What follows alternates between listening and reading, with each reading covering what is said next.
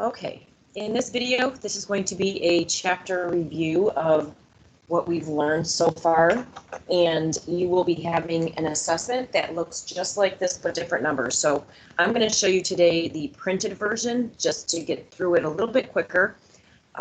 Please pause the video each time to write down the directions, to make sure you have everything written down, and I'll give you a cue just to make sure that you're pausing it. When you write your heading on your loose leaf, you don't need graph paper for this. Please put your page number, the date, and your name, and this title. And it might be a good idea to put the directions down because this is the directions for your assessment when you get it. So while you're writing that down, I just want to make an announcement that when we take our assessment, you're going to have a choice of 3 options, either the assessment that looks just like this but different numbers, and know that I'm going to have different versions of it. The other one is a more challenging assessment. You can choose that instead. Or it is the assessment project if you're not feeling very strong on these topics. So you'll have 3 choices, and you're going to submit your choice, and you will find your assessment in the comments section. All right, going ahead to start. These questions will be just like your assessment except for different numbers. So the very first question we are factoring completely.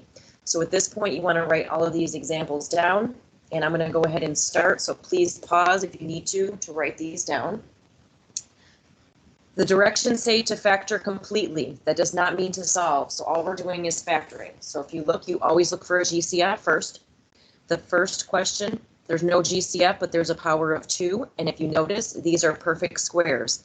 10 times 10, x times x, 3 times 3. So I can change this to 2 sets of parentheses.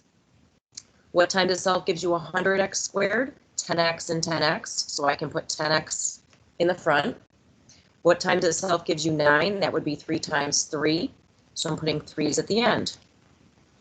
Now, because I have subtraction at the end and there's no middle term, I need opposite signs. So one's a plus and one is a minus. That's as far as you need to go. There's no equal sign, so we're not splitting apart and solving. Example B. The first thing we want to do is factor out a GCF. Well, if you notice, you can divide every term out. You have a 3 that you can divide every term out. And you also know that there's an x in everything. So my GCF is 3x. So in parentheses, I'm going to put what's left. So I'm going to divide a 3 and an x out of every term. So 3 divided by 3 is 1. If I take an x out of x cubed, I have x squared. So now I have x squared as my first term. Moving to the middle, dividing out a 3x. 12 divided by 3 is 4. If I take an x out, I'm left with an x. So in the middle, it's plus 4x. Last term, if I divide a 3 out, that's 5, and the x cancels. So I'm just left with minus 5. Because we have a power of 2, we still can factor this. So I'm going to bring down the 3x, 2 sets of parentheses. X and x go in the front to give us x squared. We have to find factors of 5, so I can use my calculator. Go to y equals and type in 5 divided by x. I always use the last number. If I go to my table, make sure it starts with 1. I'm going to move this. There's our pairs. We want to factor factors of 5 that subtract to give us 4. Well, that would be 1 and 5. So putting 1 and 5 in here. Oops. We want a positive 4. So that means the highest number has to be positive because we're going to do 5 minus 1. So 5 is positive, 1 is negative. That is completely factored, so we're done. Question C. If you notice, there's a number in the front, but there's no GCF, so we're going to factor by grouping. So that's when we multiply the first and the last term. So I'm going to multiply 5 times negative 27. And again, when you do your assessment, you can use this to help you. 5 times 27, if I use my calculator, is negative 135. Now I want to find factors of 135, not 27, that give me 42. So I'm going to go to my calculator, go to y equals, and do 135 divided by x, and go to my table. I'm finding factors of 135 that subtract to give me 42. Well, if I look right here, if I subtract 3 and 45, that's 42. So I want a negative 42. So I'm going to do 3 minus 45. That's going to give me negative 42. My next step, if you remember, is I'm going to rewrite this, but I'm going to put x's next to all of it. So I'm going to have 3x minus 45x equals negative 42x. The reason why I did that is I'm going to replace my middle term with these two terms, because in order to group, we need 4 terms. So I'm going to rewrite my original expression, so 5x squared. I'm going to replace negative 42x with these two terms, so 3 is positive, so plus 3x minus 45x. And I can't forget about the minus 27. Now I can group, so I'm going to circle my 2 pairs. This is from the beginning of the chapter. And I'm going to write my GCF. Well, I can take an x out of both of these. Just moving this so I have an x. If I divide an x out of both of these, I'm left with 5x for the first term plus 3 for the second term. If I move over to here, I'm going to take a negative out of both, the negatives in the front, and I can divide both of these by 9. So I'm dividing out a negative 9. In parentheses, I'm going to put what's left. Negative 45 divided by negative 9 is 5x. Negative 27 divided by negative 9 is positive 3. You'll notice we're on the right track when we have matching factors, matching binomials. So our final answer, we're going to bring down what was in common, so 5x plus 3. And then in parentheses next to it, I'm going to put what's left over in each pair. So I have an x left here, and I have a minus 9 left here. That's my factoring. And again, we're not solving. Next example, you might want to pause this to write down the directions. It says solve the quadratic equation by factoring. So this is your clue that you are factoring. So we're using the zero product property. We're going to get it equal to 0 and have parentheses. So the first thing we need to do is get this equal to 0. Anytime you solve a quadratic, we get it equal to 0. So I'm going to rewrite it just over here so it's all together. And I'm going to get it equal to 0. So in order to do that, I'm going to add 48 to both sides. 48 cancel, so we have 2x squared plus 20x plus 48 equals 0. Since it's equal to 0, now I'm going to try to factor, so I look for a GCF first.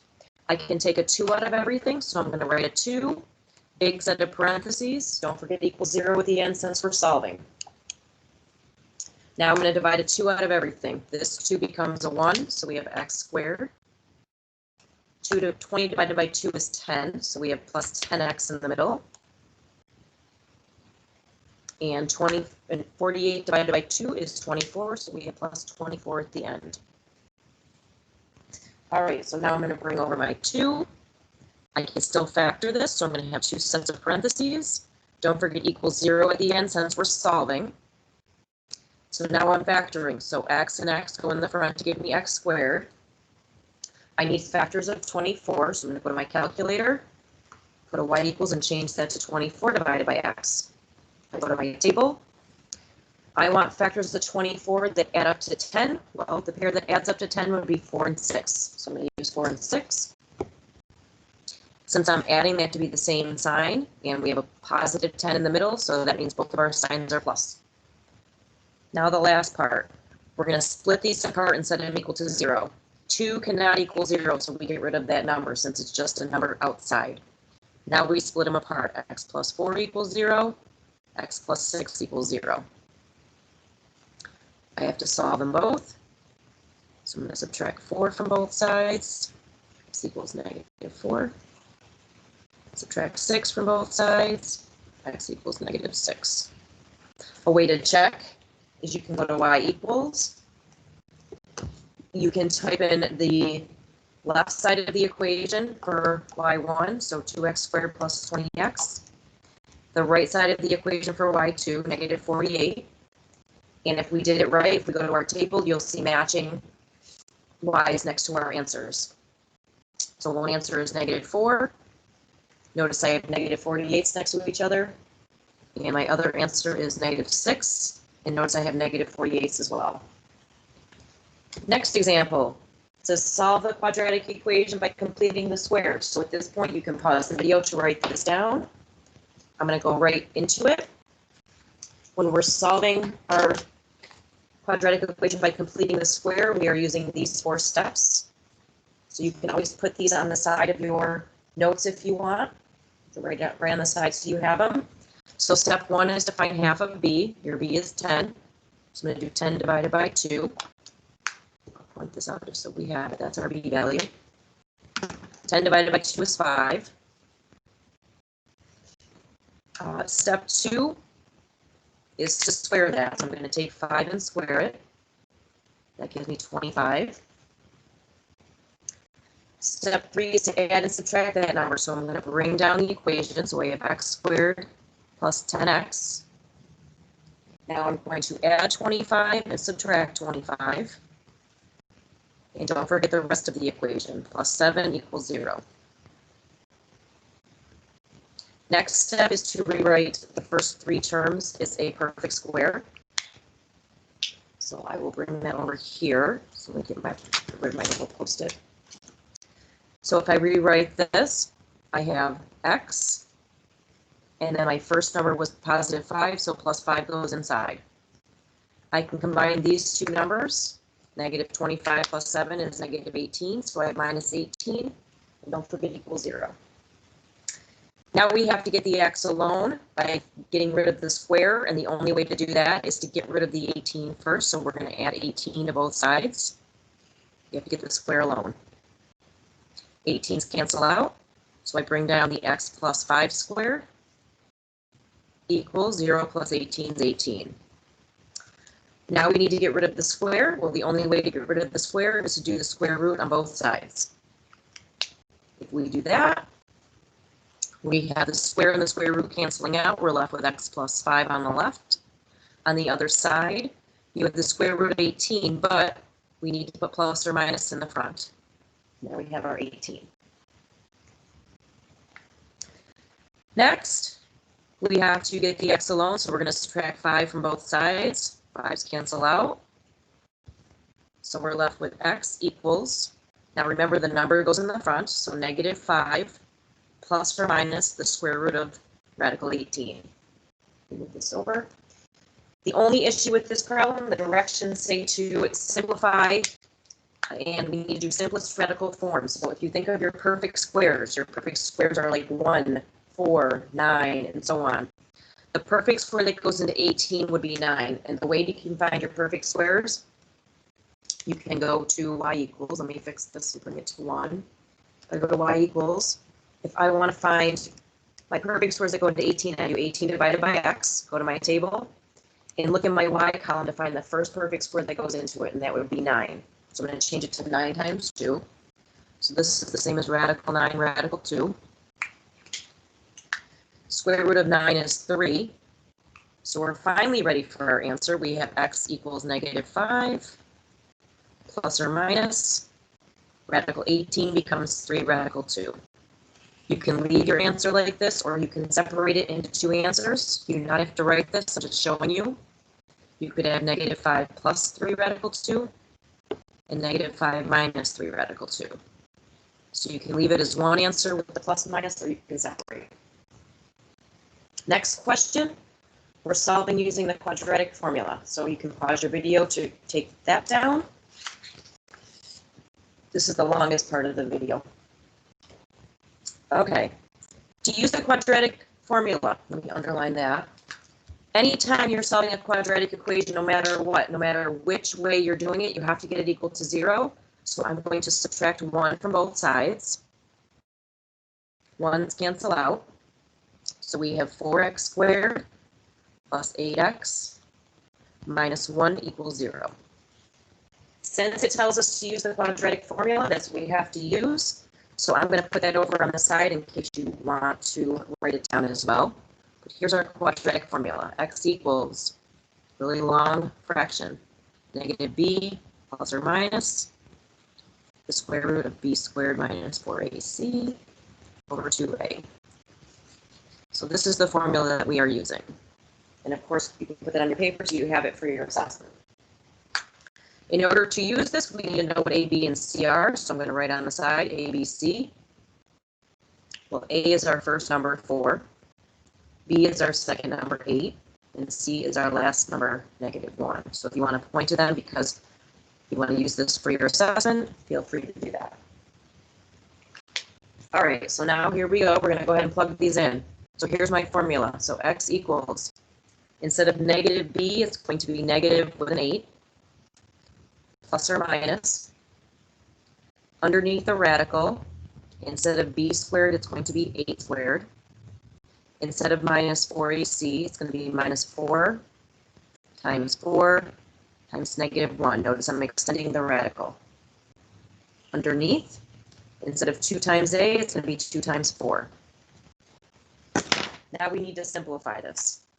So x equals negative times an 8 is just -8. Bring over the plus or minus. I'm going to use my calculator and type all of that into my calculator. So I'm going to do 8 squared minus 4 times 4 times -1. And we get 80. So I'm going to change that to 80. On the bottom, 2 times 4 is 8. Now, I can't simplify this yet because I don't have all outside numbers. You can't divide a radical by a radical. So I'm going to try to simplify this radical 80. So I'm going to grab my calculator. And I'm going to go to y equals and type in 80 divided by x. I'm going to go to my table and find my perfect squares. My perfect squares, if you want to write them down, here's the list. I'll just show you really quick. We've got 1, 4, 9, 16, and I'm getting these by doing 1 times 1, 2 times 2, 3 times 3, all the way up to 10 times 10. So if you want to put these somewhere on your paper, that way you have them for your assessment, that would be a great idea. 64, 6, 7, 8, 9, 10. So those are the numbers we'll need. So I'm looking for the biggest perfect square on my y side that goes into 80, and if you look, there's 16. That's the first one. So I'm going to use 16 and 5. So now I'm going to change this radical to radical 16, radical 5. The square root of 16 is 4.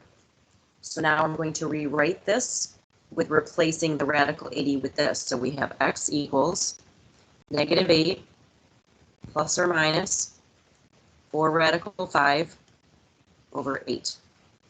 Almost done. Now we need to see if we can simplify.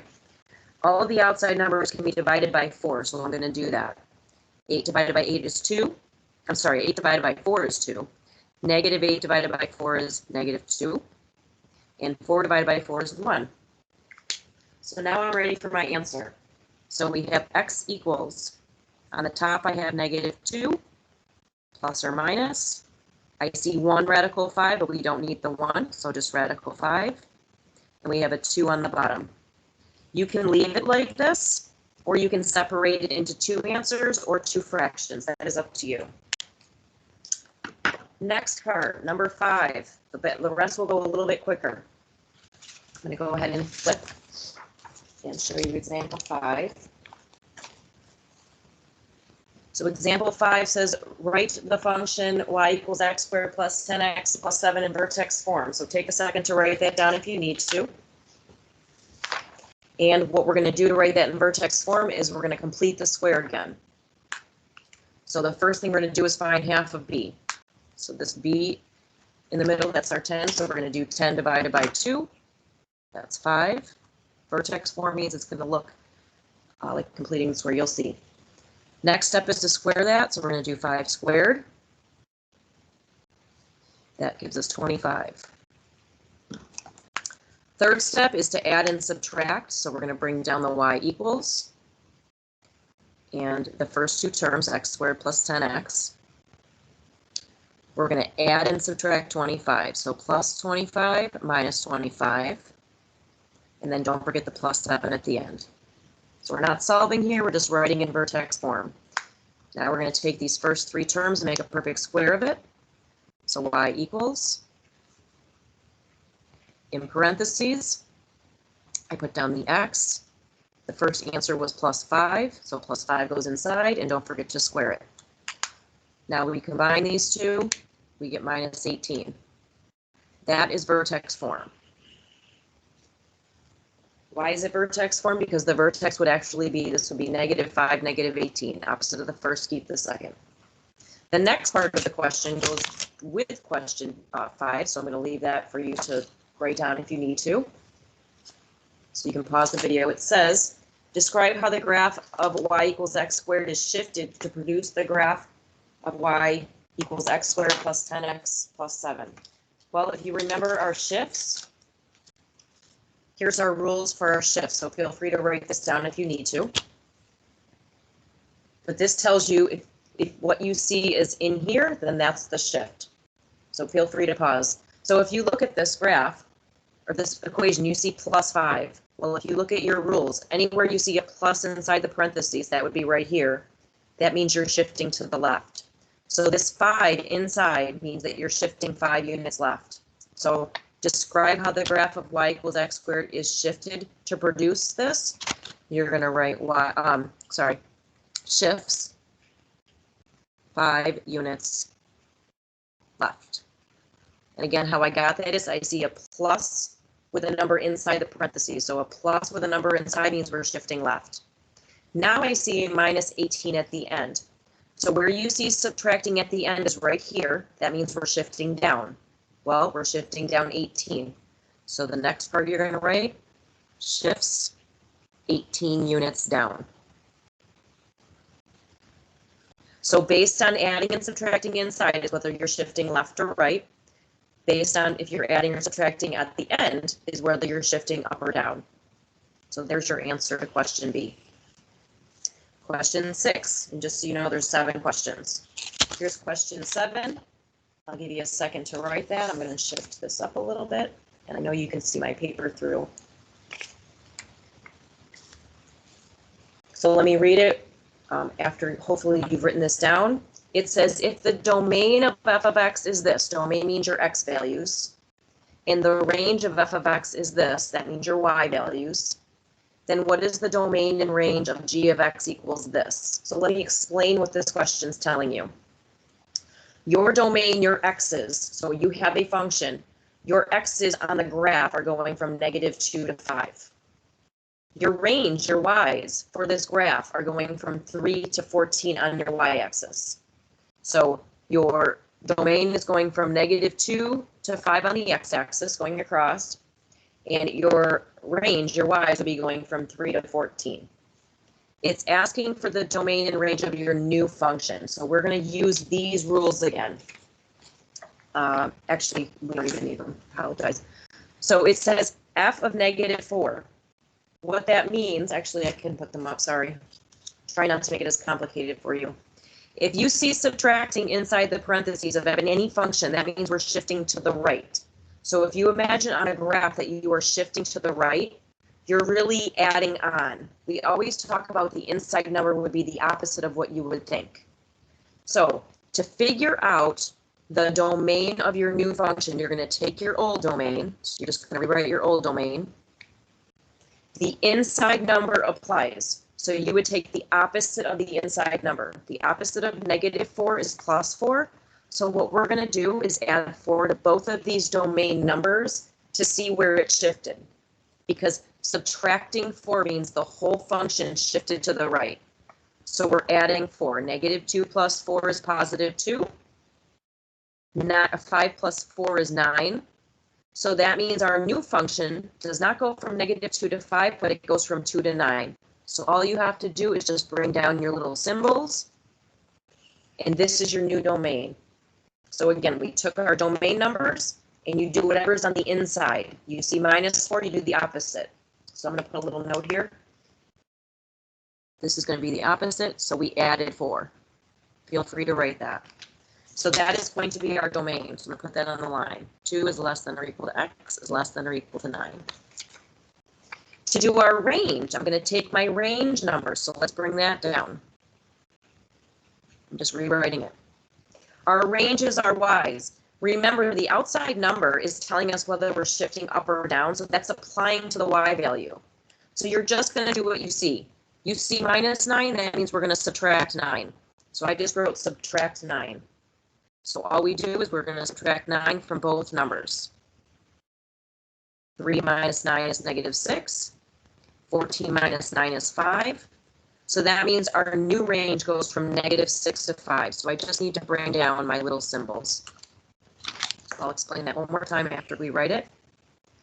This answer goes on the range line. So again, when you have a function, if they give you the domain, the inside number applies to what you're going to do to both numbers in the domain, but you're doing the opposite. Your range numbers, the last number applies to your range, so you would do that to both numbers. And we'll do an example in the POD. Last question, number 7. I put 2 versions of this on this chapter review because you will have one of these. So that way, if you have both, it'll be there as a model. So feel free to pause your video if you need to write down these directions. It says write the equation of f of negative x in standard form, which means a reflection over the y-axis. This little piece will not be on your assessment. I just threw that in there. And you can write the other one. Write the equation of negative f of x. So please pause your video if you need to. All right, here we go. To write the equation of f of negative x, all you're going to do is change every x to negative x if you look. So I'm going to put a little note here. Change x's to negative x.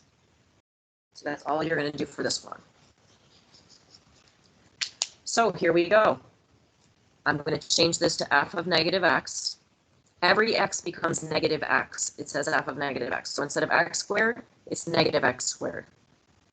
Instead of minus 6 times x, it's minus 6 times negative x. And then minus 5. The reason why we're changing every x to negative x is if we're reflecting it over the y-axis. You don't have to draw this, but here's our y-axis. If it's reflecting, it changes from negatives to positives to negatives. So it's just switching the sign. Now we simplify. So I bring down the f of negative x. Negative x squared would be negative x times negative x. That just becomes positive x squared. Negative times a negative is a positive. Negative 6 times negative x is positive 6x. And then I just bring down the minus 5. So notice when you're reflecting over the y-axis, you're changing every x to negative x. And notice the only thing that really changed was your middle term. Last example. So you were going to see one of these on your assessment. Write the equation of f of negative x in standard form, which is a reflection over the x-axis. So if you can imagine, if you're reflecting over this x-axis, you're changing the y value. So all you have to do is multiply the whole equation by -1. So multiply by -1 if you want to write that little note. So if you notice there's a negative in the front, that tells you you're multiplying everything. So I'm going to write negative f of x equals, and now I'm going to bring down my equation, put a negative in the front of it. So if you look, I'm going to put a negative, and then I'm putting the whole thing in parentheses. So again, when you're reflecting over the x-axis with this negative in the front, you just put a negative in the front. Now we're going to distribute because we're multiplying by -1. So bring down the negative f of x. It's no longer f of x. That's why we have the negative. We're going to give every one a negative. So negative x times x squared, negative times x squared is negative x squared. A negative times a negative 6x is a positive 6x. And a negative times a negative 5 is positive 5. There's your new equation. Notice when you're multiplying by -1, all of the signs changed. This is what your assessment looks like. Please make sure to take a picture of this and submit it to Canvas. Take credit.